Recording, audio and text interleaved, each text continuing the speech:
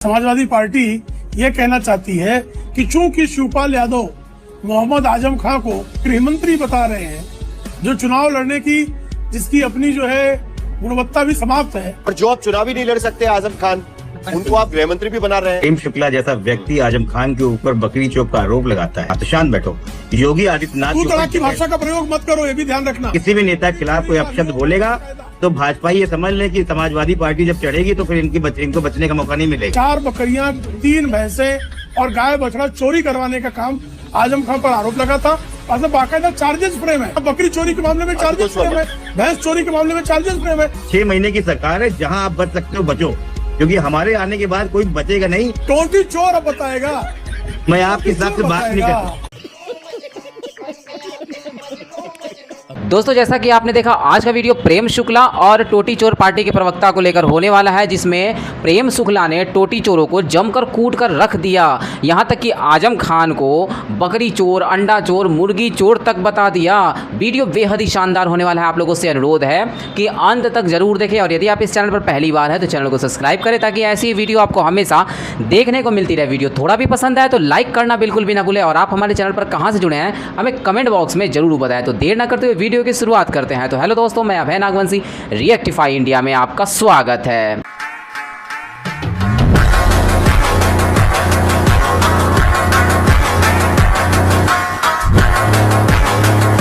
बड़ी दिलचस्प बात यह है कि एक तरफ हमने देखा कि Samajwadi party upper caste vote उनको कैसे मिले, इसके लिए परशुराम की जयंती वहां पर मना रही है। वहां पर जनेश्वर मिश्रा की जयंती पर बड़ा कार्यक्रम लिया जाता है। देखिए साहब, मुस्लिम वोटर तो उत्तर प्रदेश के अंदर बहुत पावरफुल है, क्योंकि 20% के आसपास उनका वोट बैंक है।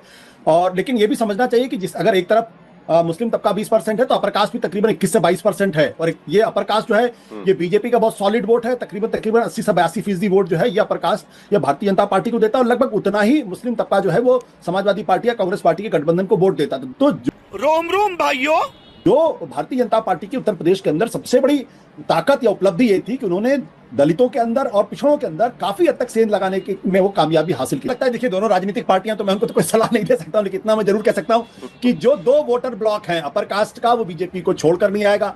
जिसमें ब्राह्मण तबका जो तकरीबन 11% है, राजपूत तबका 8% है, कायस्थ तकरीबन 2% है, वैसे भी लगभग 2 से 2.5% है, ये बीजेपी को छोड़ने वाले नहीं है। तो अगर समाजवादी पार्टी इनको अपनी तरफ लाने की कोशिश कर रही, तो मैं ये कहूंगा इतनी कोशिश करने से कोई फायदा नहीं है, ये बेकार की कोशिश है। कहां जाएं फिर हम? थोड़ी सी शर्म बची है तुम लोगों के अंदर तो डूब मरो चुल्लू भर पानी के अंदर। प्रेम शुक्ला जी, 2 बातें यहां पर नजर आती है। नंबर 1, आप यहां पर कह रहे हैं कि इन्फोर्समेंट डायरेक्टरेट की एंट्री, आपने सुना कि कांग्रेस के प्रवक्ता कह रहे हैं कि चुनाव आता है, ईडी की एंट्री भी हो गई, और दूसरी तरफ आप पकोड़े पर टंच कर रहे हैं। तो ये आप कहां से पकोड़ा भी ढूंढ रहे हैं और ईडी भी यहां पर, ईडी और पकोड़े की एंट्री? देखिए, बकरी चोर आजम खां के तमाम जो घोटाले हैं, घपले हैं, गबन के मामले हैं, अब उनमें प्रवर्तन निदेशालय की एंट्री तो स्वाभाविक है। भाई, बकरी चोर आजम खां के खिलाफ 80 से अधिक मामले प्रलंबित हैं। कई मामलों में कन्विक्ट भी हो चुके, सजा याफ्ता हैं। अब सजा याफ्ता आजम खान ने अगर लोगों से घोटाला करके, भ्रष्टाचार करके एक यूनिवर्सिटी के नाम पे धन जमा किया है, तो धन शोधन की कार्रवाई उनके खिलाफ होना तो स्वाभाविक है। अब वो चुनाव हो ना हो, अब चुनाव अगर नजदीक आ गया तो आजम खान को लूट मार की छूट दे दी जाए, ये चाहते हैं। समाजवादी पार्टी ये कहना चाहती है कि चूंकि शिवपाल यादव मोहम्मद आजम खान को गृह मंत्री बता रहे हैं, जो चुनाव लड़ने की जिसकी अपनी जो है गुणवत्ता भी समाप्त है, चुनाव लड़ने लायक ही नहीं बचे क्योंकि सजा याफ्ता है, लेकिन उनको गृह मंत्री का जो है झुंझुना पकड़ा कर, ताकि अल्पसंख्यक वोट कुछ हाथ में आ जाए, मुस्लिम वोटों की खातिर कुछ भी बोलने के लिए तैयार समाजवादी पार्टी। अब धन शोधन की कार्रवाई प्रवर्तन निदेशालय कब करे, कैसे करे, वो अखिलेश यादव से पूछ के करे। अब अगर आजम खान पर कार्रवाई हो रही है तो कार्रवाई पर कि भाई चुनाव आ गया, अरे भाई आपको जो है ब्लैकमेल सहने की आदत रही है। भारतीय जनता पार्टी अपराधी के खिलाफ आपराधिक कार्रवाई करने में कोई संकोच नहीं करती है, इसलिए आजम खान पर कार्रवाई अच्छी बात है। उनको लगता है ना कि कोई कार्रवाई गलत है तो अदालत जा सकते हैं ना। श्रीमान अखिलेश यादव अदालत जाइए, मोहम्मद आजम खान को राजनीति क्यों ढूंढ रहे हैं आशुतोष वर्मा जी? उपलब्ध करा देना। और जो अब चुनाव ही नहीं लड़ सकते आजम खान, उनको आप गृह मंत्री भी बना रहे हैं, और कांग्रेस पार्टी उस पर कह रही है कि, मैंने उदित राज का बयान देखा, वो कह रहे हैं कि मुसलमान है, इसके लिए उन पर कार्रवाई हो रही है। आप भी कह रहे हैं कि पूरी तरीके से राजनीति यहां पर नजर आ रही है। तो आजम खान तो चुनाव भी नहीं लड़ पा रहे हैं, ये याद दिला रहे हैं बीजेपी के प्रवक्ता।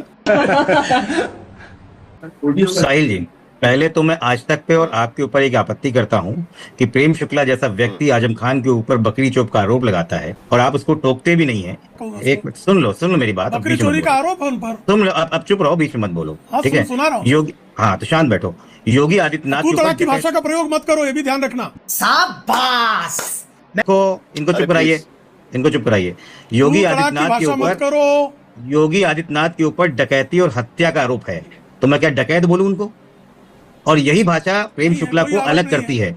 आरोप है, कोई आरोप नहीं है, आरोप है, कोई आरोप सब नहीं आरोप है, सब आरोप है। फैक्ट चेक करिए, योगी आदित्यनाथ पर कोई आरोप नहीं है, जाके कोई पढ़िए अपने आरोप आप, नहीं है, एक भी आरोप नहीं है। अपने आप अपने क्या फैक्ट चेक, फैक्ट चेक उम्मीद देखिए हमारे पास मुद्दे कम नहीं है, कोई आरोप नहीं है। प्रेम शुक्ला जी, प्रेम शुक्ला जी, किसी भी नेता पर आपको उनके मामले में बोलने का पूरा अधिकार है। अगर ईडी का केस चल रहा है तो उस पर बात करिएगा, बाकी उस पर विशेषण लगाने की कोई जरूरत नहीं है। उसके बिना बहस वहां पर भटक जाती है पूरी तरीके से। आशुतोष वर्मा जी, हम मुद्दे पर आते हैं, चलिए। मेरे किसी भी नेता के खिलाफ कोई अपशब्द बोलेगा तो भाजपा ये समझ ले कि समाजवादी पार्टी जब चढ़ेगी तो फिर इनको बचने का मौका नहीं। रुको जरा, सबर करो, ये गलतफहमी में ना रहे, ठीक है, चलिए। तो इसलिए हाँ, सच उतना ही बोलो। तुम कितना सच बोलते हो पूरा देश जानता है, चलिए पूरा छोड़िए, देश जानता है हो गया, तुमने अधिकार का क्या फैसला किया है। चलिए भाषा पर आते हैं, भाषा से हटके मुद्दे पर आते हैं। साहिल जी, जो व्यक्ति किसी की माँ का सम्मान नहीं कर सकता उसको आप चैनल बैठाते हैं, हमें तो यही सबसे खराब लगता है। और भाजपा उसको अपना राष्ट्रीय आगे बढ़ते हैं ना, ठीक है, देखिए ठीक है। पार्टी के प्रवक्ता पार्टी की तरफ से भेजे जाते हैं। यही नहीं, अभी और सुनिए। ये भारतीय जनता पार्टी परेशान क्यों है?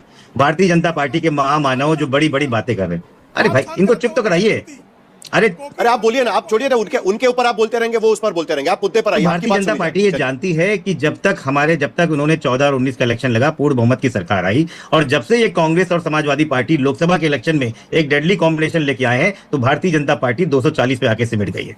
देश का 63% वोट भारतीय जनता पार्टी के खिलाफ है, पूरे गठबंधन के साथ भी आज उनके खिलाफ है। तो भारतीय जनता पार्टी का नित्य नया काम होता है किसी प्रकार से अखिलेश यादव राहुल गांधी के बीच में लड़ाई लड़ाओ, इमरान मसूद आसिफ मलिक के बीच में। मतलब यह है कि मियां बीवी राजी और बेचारे रो रहे हैं।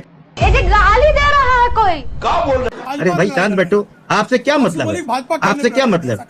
आपसे क्या मतलब है? आप अपना काम कीजिए। आज अपने आप काम कीजिए, अपना काम कीजिए, मत रहिए, ठीक है? अभी उत्तर प्रदेश ने रोका है। अरे शांत रहो भाई, सुनो। भारतीय जनता पार्टी परेशान है कि कैसे किसी तरीके से तोड़े। अब तो भारतीय जनता पार्टी वो जो मुसलमानों को, अल्पसंख्यकों को अलग करती है, उनके लिए भी उनको तारिक मंसूर को लेके आना पड़ा, बासित अली को लेके आना पड़ा कि भैया तुम ही कुछ ले लो, वोट तो मिल नहीं रहा है इनको वहां से। तो भारतीय जनता पार्टी तिलमिला रही है। अबे शक्ल तेरी बवासीर जैसी बातें तो अच्छी किया कर। अल्पसंख्यकों के ऊपर जितना इन्होंने जिस प्रकार से अत्याचार किया है, और इनके जो साइड में खड़े हुए हैं वो खड़े हुए हैं दूसरे इनके अनुवांशिक संगठन, जो दूसरे लोग आते हैं वो हमको बताते हैं कि हमको क्या करना है। वो AIM के रूप में चले आते हैं, वो दूसरे के रूप में चले आते हैं। इन सब से इस देश का मुसलमान और अल्पसंख्यक बहुत वाकिफ है। अच्छा, हमको सिखा रिया है। देखिए, जहां तक कार्रवाई की बात है तो आजम खान 8 मामलों में कन्विक्ट हुए हैं। मैंने बकरी चोर शब्द कहा तो बहुत आपत्ति हो गई, लेकिन आजम रामपुर यतीम खाना के मामले में 15 अक्टूबर 2016 की रात में नसीम खातून के घर से 4 बकरियां, 3 भैंसें और गाय बछड़ा चोरी करवाने का काम आजम खान पर आरोप लगा था। और बाकायदा चार्जेस फ्रेम है। कह दो कि ये झूठ है। चंदा चोरी के मामले में ईडी की एंट्री नहीं होती है, ये सवाल उठा रहे हैं वो। उसमें हाई कोर्ट और सुप्रीम कोर्ट का कोई लेना देना नहीं है। मॉनिटर्ड जांच है वो, सुप्रीम कोर्ट को ईडी को भेजना होगा, भेज देगी ईडी। अगर धन शोधन का मामला होगा, 17 केसेस अखिलेश यादव गिना रहे, और सुप्रीम 17 केसेस अखिलेश यादव गिना रहे। और मैं आपको करेक्ट कर दूं, सुप्रीम कोर्ट या हाई कोर्ट ईडी के जांच के आदेश देने की कोई जरूरत नहीं है। इन्फोर्समेंट डायरेक्टरेट खुद ही होकर ECIR दर्ज कर लेती है। और इसीलिए आरोप यहां पर यह लगाने की कोशिश है कि मुस्लिम चेहरा है आजम खान, इसीलिए टारगेट किया जा रहा है, जो आरोप यहां पर लगाया जा रहा है। प्रेम शुक्ला जी, पहले आपका जवाब। नहीं, मैं पूछ रहा हूं आपसे, जो आरोप पॉलिटिकली लगाया जा रहा है। आपका ये तर्क है कि चूंकि राम मंदिर में, मेरा तर्क नहीं है, मैं आपको सिर्फ जो ट्वीट किया गया है वो पढ़ के बताया मैंने। ये देखिए अखिलेश यादव का ट्वीट है। नहीं, मैं उसी नहीं, ठीक है, मैं अखिलेश यादव का ही तर्क मान लेता हूं। अखिलेश यादव ये कहना चाह रहे हैं चूंकि अभी तक चढ़ावा चोरी के मामले में ईडी की एंट्री नहीं हुई है, इसलिए आजम खान के धन शोधन के मामले में ईडी ने नहीं जाना चाहिए। अभी तो वहां कोई कन्विक्ट भी नहीं हुआ है। यहाँ तो 8 मामलों में आजम खान कन्विक्ट हो चुके हैं, वहां तो अभी चार्जेस फ्रेम होने में समय है। यहाँ बकरी चोरी के मामले में चार्जेस फ्रेम है। ये बातें बताई नहीं जाती, नजर लग जाती है। भैंस चोरी के मामले में charges frame. Bharatiya Janata party के किसी कार्यकर्ता पर चंदा चोरी का FIR भी नहीं, किसी कार्यकर्ता पर, फिर भी ये चंदा चोर कह रहे हैं। जिस पर बकरी चोरी का FIR है उसको मैं भैंस चोर नहीं कह रहा हूं, इसका आपत्ति है। गजब बेइज्जती है। तो आप कुछ भी कर लीजिए, आप अपने आप में मंत्रमुग्ध चल रही है। 6 महीने की सरकार है, जहां आप बच सकते हो बचो, क्योंकि हमारे आने के बाद कोई बचेगा नहीं। दिल्ली से लेके बंबई तक ये ध्यान रखिएगा। चंदा चोरों की पार्टी अपने चोरों को पकड़े कि कहाँ चोरी चली गई, कहाँ लेके चले गए, ठीक है? और हमको ना बताएं कि हमारे गठबंधन कैसे होता है। टोटी चोर अब बताएगा। मैं आपके हिसाब से बात नहीं करता। खत्म, बाय बाय, टाटा, गुड बाय, गया। दोस्तों तो कैसी लगी आज की वीडियो हमें कमेंट बॉक्स में रिप्लाई करना बिल्कुल भी ना भूलें। और आप हमारे चैनल पर कहां से जुड़े हैं हमें कमेंट बॉक्स में जरूर बताएं। वीडियो अंत तक देखो तो उम्मीद करता हूं कि पसंद तो जरूर आई होगी, इसलिए लाइक करें और अपने दोस्तों के साथ शेयर करना बिल्कुल भी ना भूलें। और आप हमारे चैनल पर कहां से जुड़े हैं हमें कमेंट बॉक्स में जरूर बताएं। तो मिलते हैं आने वाले नए वीडियो के साथ, तब तक के लिए जय हिंद, जय भारत, वंदे मातरम।